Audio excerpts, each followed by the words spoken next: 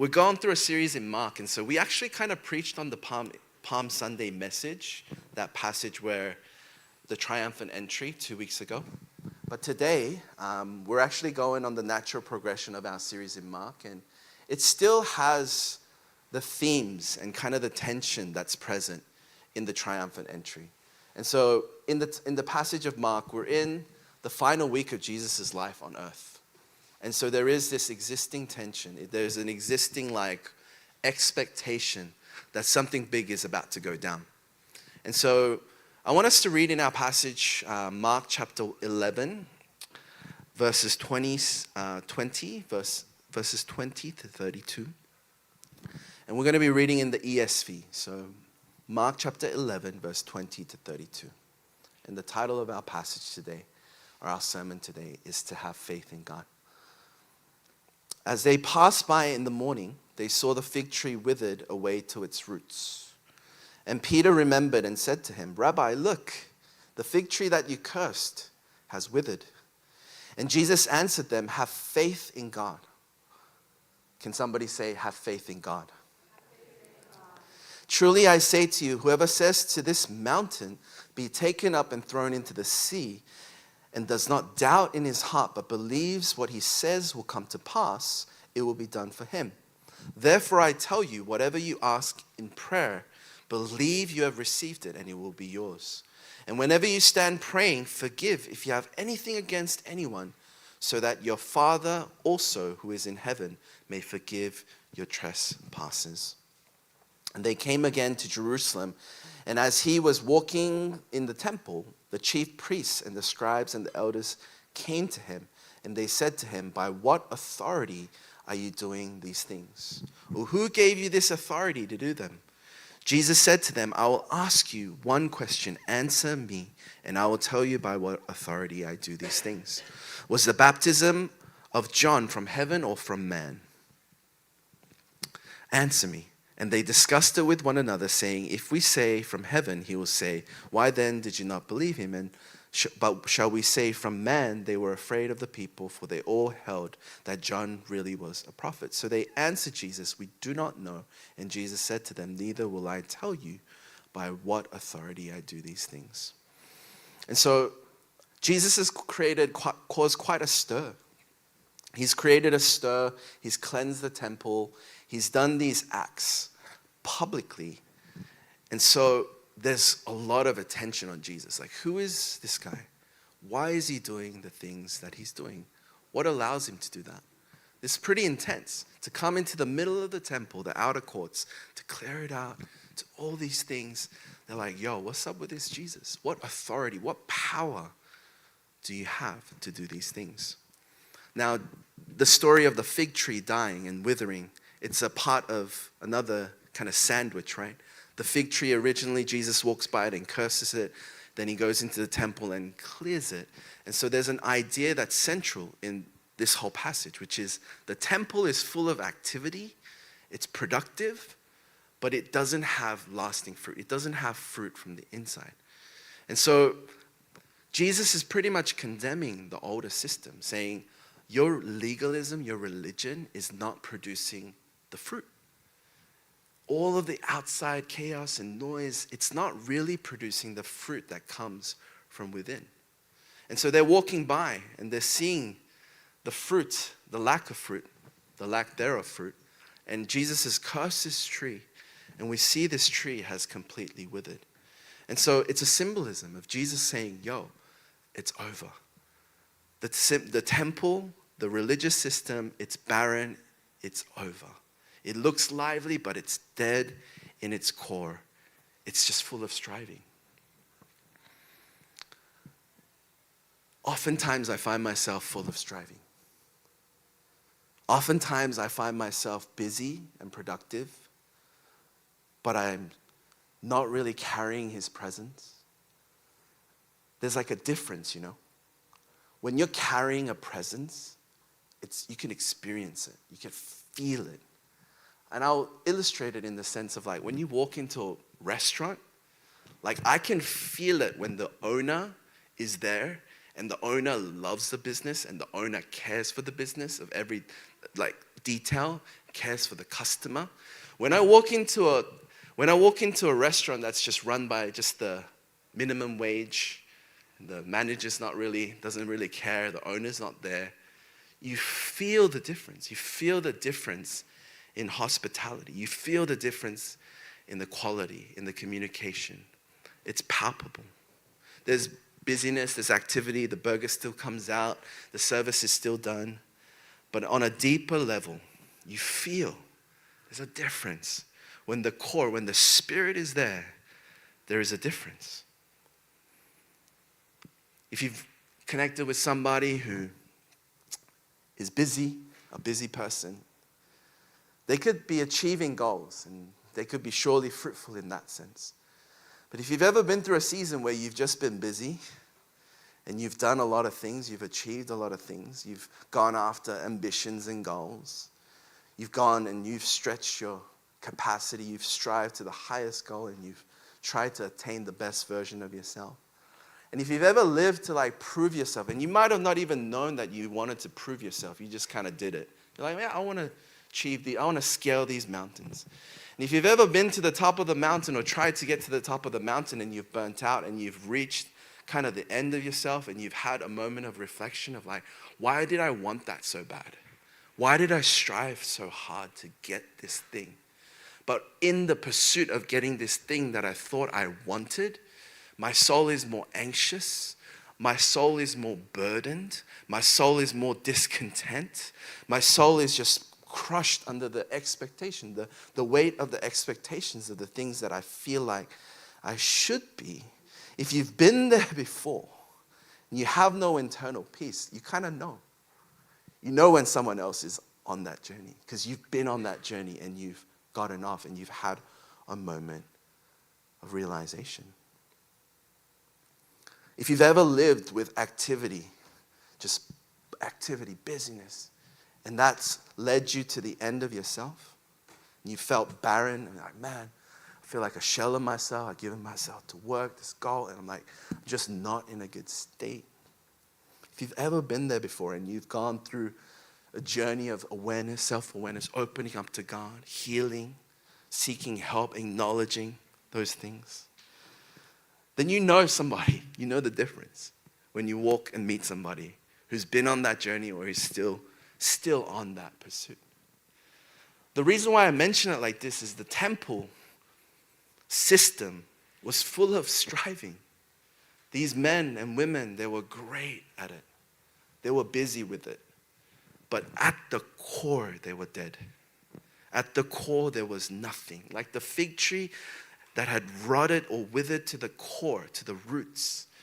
Sometimes we're busy in our lives with activity, but withered to the roots.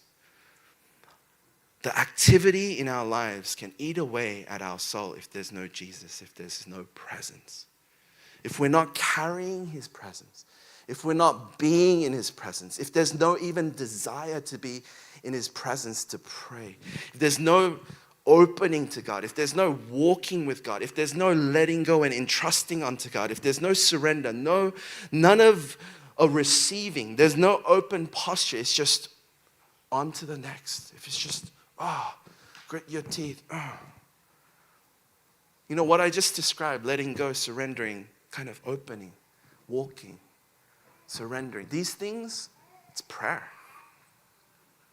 That's prayer. Prayer isn't something we say and do or read off a page. It can be.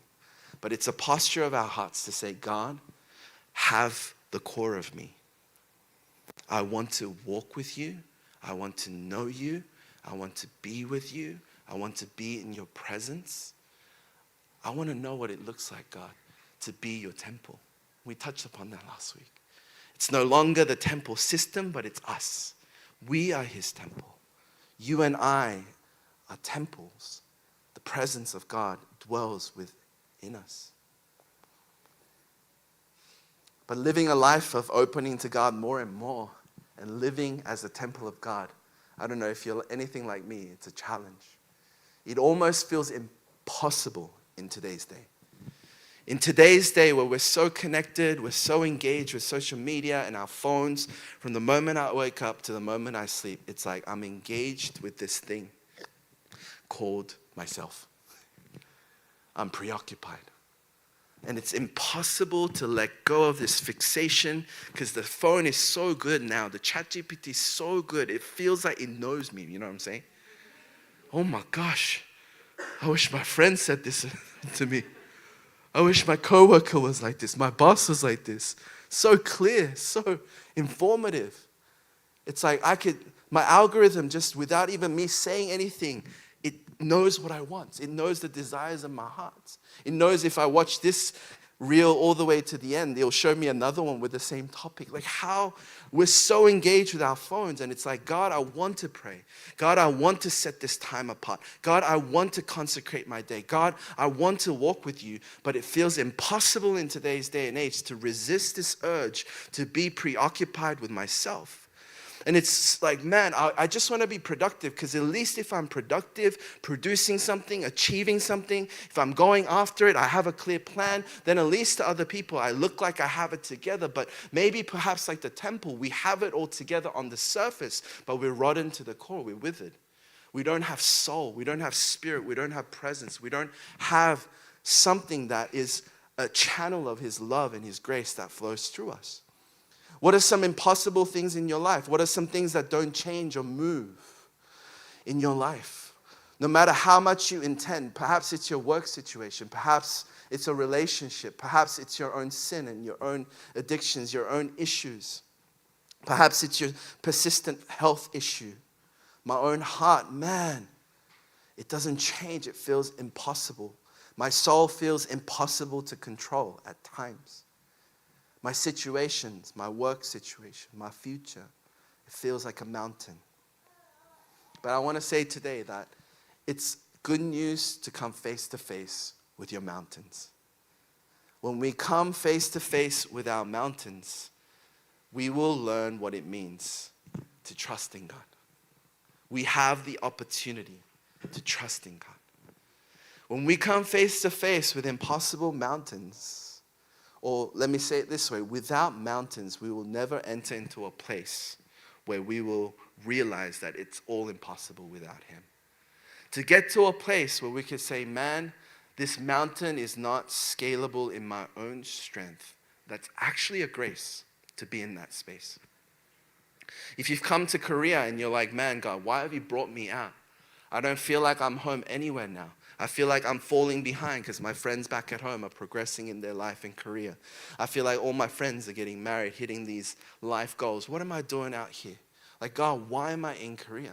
And sometimes you might wonder, man, I've let so much go to be in this season now.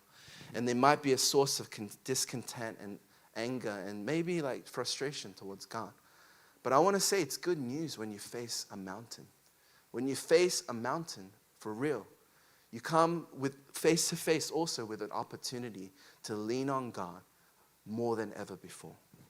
You come face to face with an opportunity to detach from earthly things and attach to Him. The power of our willpower can only work for a while. But when we come face to face with our inability, with our limitations, when Jacob came to limp, when he finally limped, did he learn how to lean on God?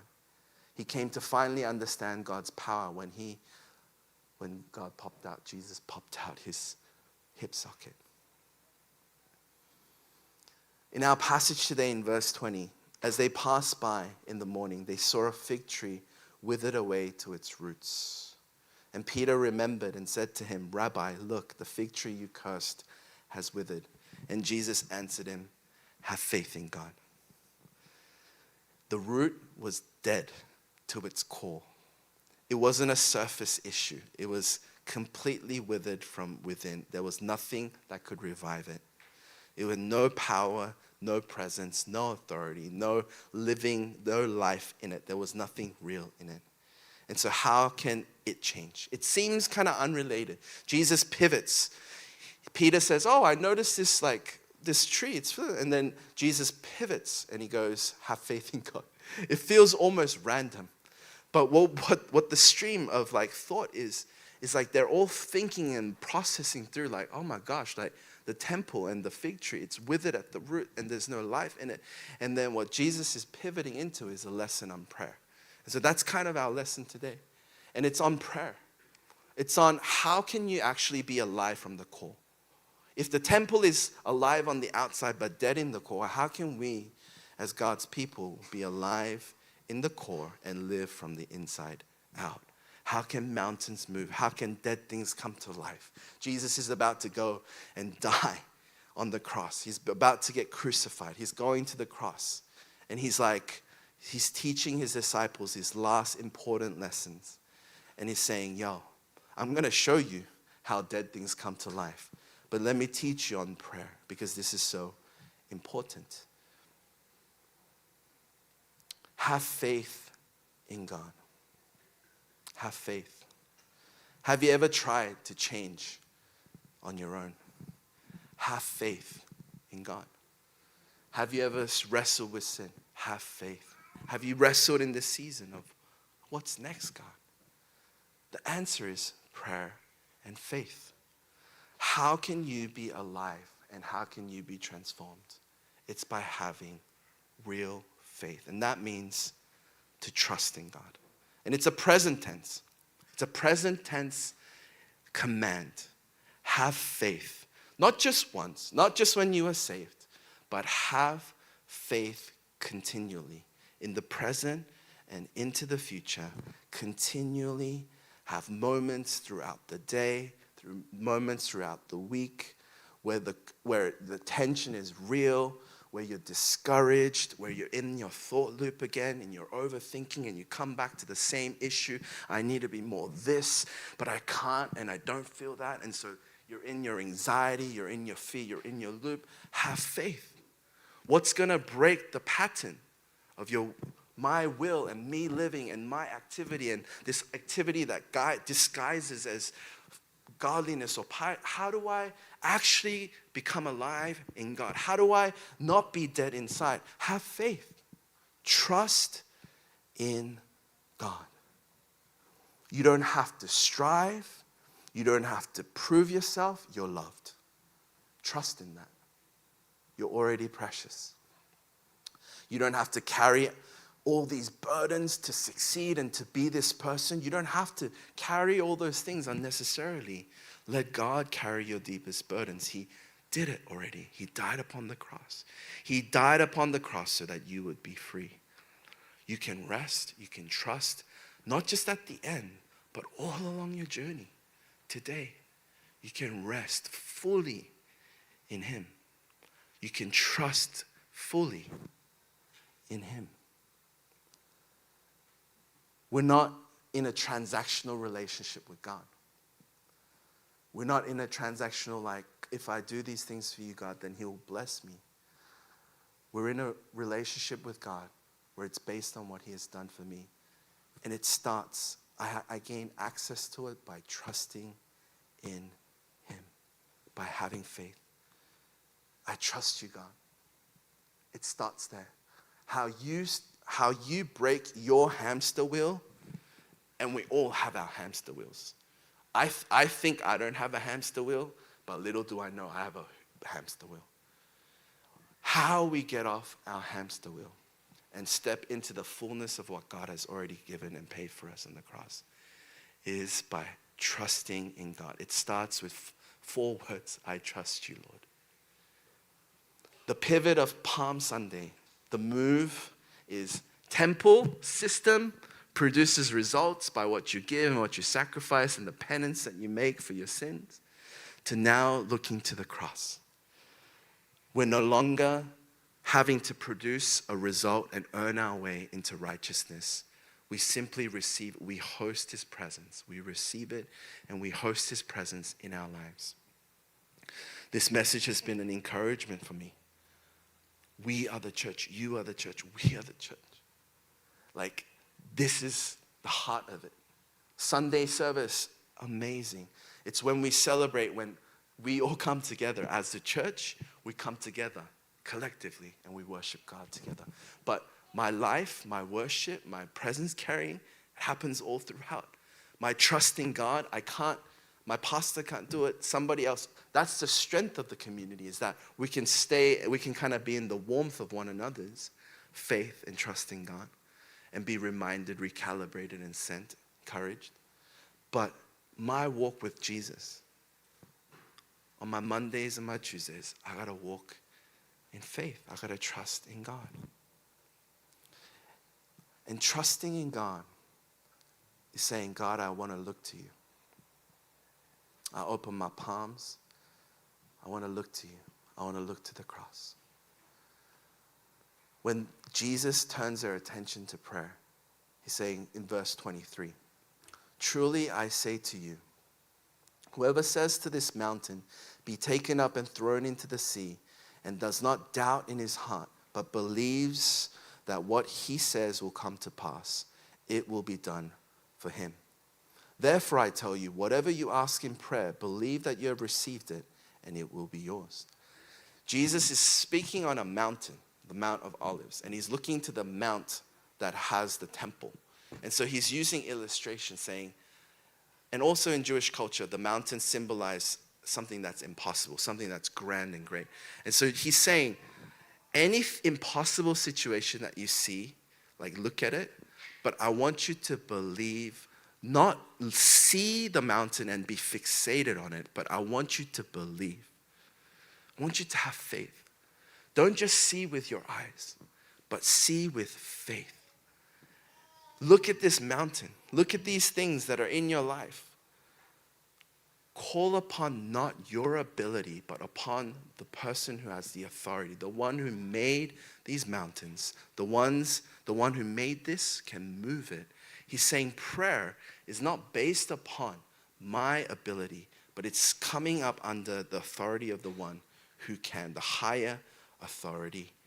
And so contrary to the dead fig leaf, which is dead in its core, Jesus is saying, if you have faith in God, looking to God and trusting in God and submitting yourself under his authority will allow you to witness things in your life where the impossible things will move.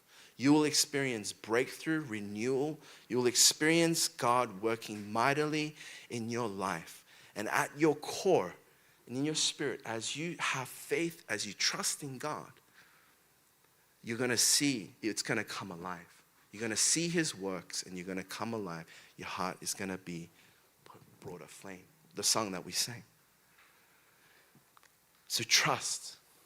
The temple is works. Our faith in God, it's trust. The new covenant, the new way Jesus is paving, it's trust. It's relationship. What's fundamental to relationship? It's trust. When I trust in him, his will, I trust that God, when I trust my life, my career path, my future, when I entrust everything that I am to you, God, I'm like, it's vulnerable, right? Who do we trust everything in our lives to on a real practical level? We have the outer courts of our relationship, the inner courts of very few people that we let into our lives. It's like, how many people can we fully entrust ourselves to? And if we've been disappointed before, hurt before, there's been any sort of abuse, and I've trusted in somebody before and they failed me and they've disappointed me, then even more so, it's harder to trust. But what's fundamental, Jesus is saying, he's going to the cross now, and he's like, it's almost reassuring to the disciples, but they don't really know the gravity that Jesus is going to leave them. Jesus is telling him he's going to leave them, but I don't know how much the disciples get, but it's like he's saying, yo, when I leave, trust in me. Live by faith. Continue to open your heart. Continue to walk in my presence. Continue to open your will. Lay down all of it. And what the disciples, they don't really get it initially, but these lessons were seeds. And when Jesus went up, when he's resurrected and when he went up to heaven, all of them waited in the upper room and they prayed and interceded. Like, the seeds are being planted though. We don't fully understand. It takes some time. But it's like, as believers, we have to understand that the way of the world and the way in which Christ is leading us into, it's different. It's a different realm that we get to enter into through prayer. Prayer at its core is simply communication with God. Am I aligned to God? Am I talking to God? Am I listening from God? Am I entrusting my life into His hands?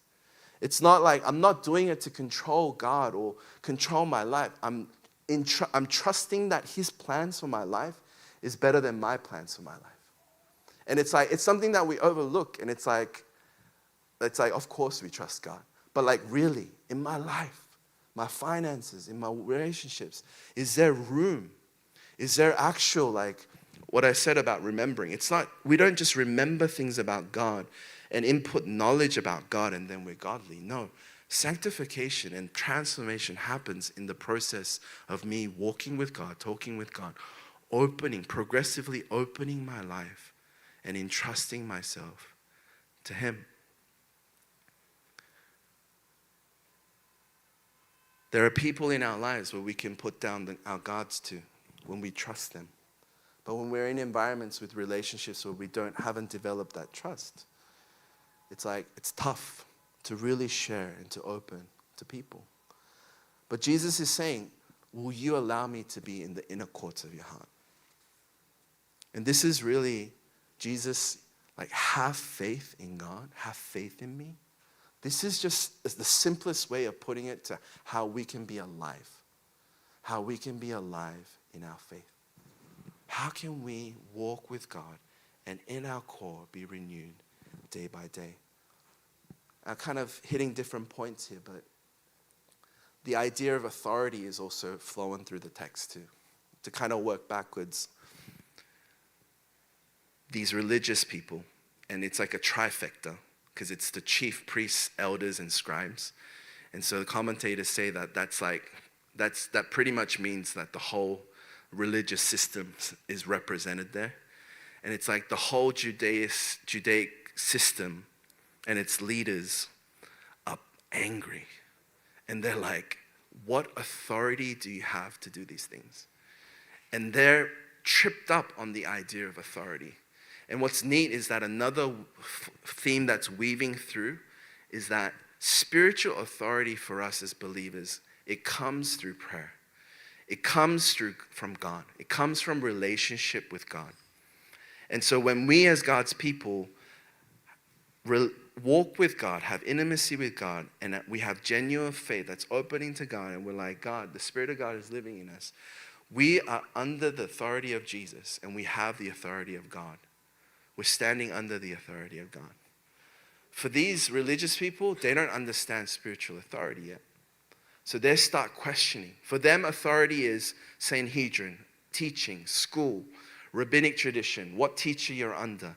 Like, what sort of credentials do you have on the surface that allows you to do the things that you do? But for God's people, our authority doesn't come from man, but authority comes from God. In verse 25 to 26, whenever you stand praying, if you have anything against anyone, forgive him. And so this is kind of the condition of prayer and having faith in God. So there is a bit of a condition. Whenever you stand praying, if you have anything against anyone, forgive him, that your Father in heaven may also forgive you your trespasses. But if you do not forgive, neither will your Father in heaven forgive your trespasses. And so this passage is talking about, like, you can have faith and the mountains will move. Everything, the things that seem impossible in your life. As you seek to align yourself to God's will and walk with Him, you'll see the mountains in your life move. But when you don't forgive others, if you don't actually live and walk in forgiveness, then although I want to give you my authority and power to move these mountains, it's not going to work. So in other words, he's saying, I can move through you and work through you and in you if you have faith. But if you don't walk in forgiveness, then I can't move through you.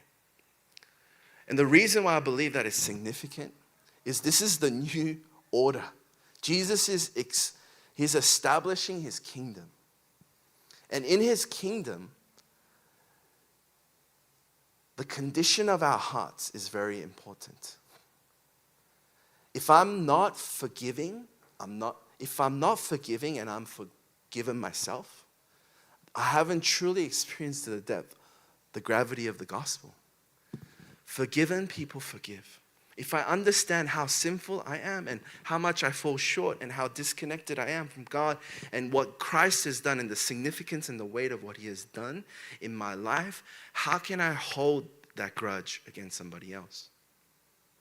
How can I be a conduit, a temple, a house of prayer if I've been forgiven and choose not to forgive my brother or my sister or somebody else? The whole new way, it's like simple in some ways. Jesus came to establish his house of prayer through you and I. But the number one principle of this new kingdom, new body, new church, is forgiveness. We're conduits. We love God, we connected with God, and we're connected with others. And we overcome offenses, we overcome conflicts, we overcome even our trauma, what feels unjust towards us, and we forgive because Christ first forgave us.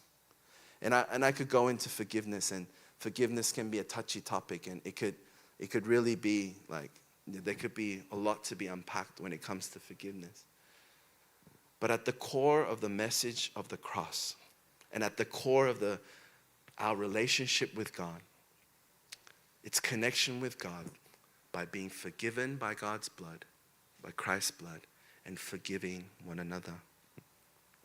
And so if Jesus died on the cross, for if God so loved the world that he sent his one and only Son to die upon the cross, that whoever should believe in him shall not perish but have eternal life, whoever should have faith in him shall not perish, then we as God's believers must not just live as forgiven people that have received this one-time transaction of forgiveness and now we're forever in heaven with God, but we must live in a lifestyle of forgiveness, a lifestyle of peace, love, grace, his Spirit in us.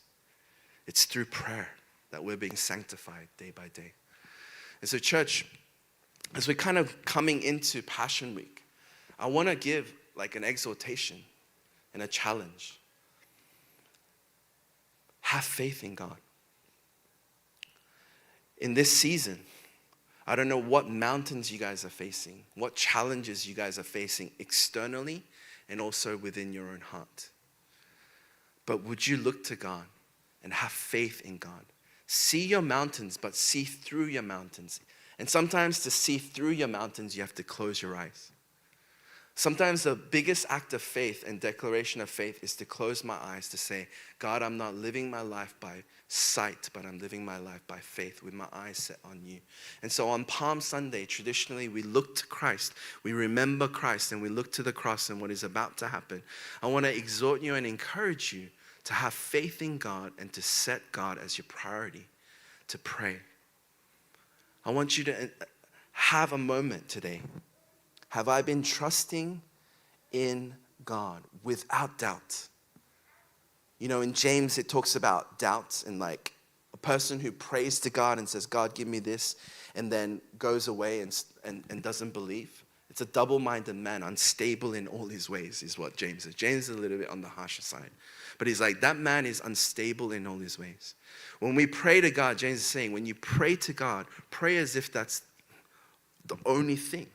I'm trusting fully into you, God. I'm not going out praying to you as kind of an insurance package, like, okay, I'm going to do this, and yeah, in action, I'm trying to make it happen in this way, and I want this, so I'm going to go for it, and I'm doing this, and then you go to God, and you're like, God, I want what you want for my life, but you're kind of doing what you want, and you're going back and forth. It's like so unstable.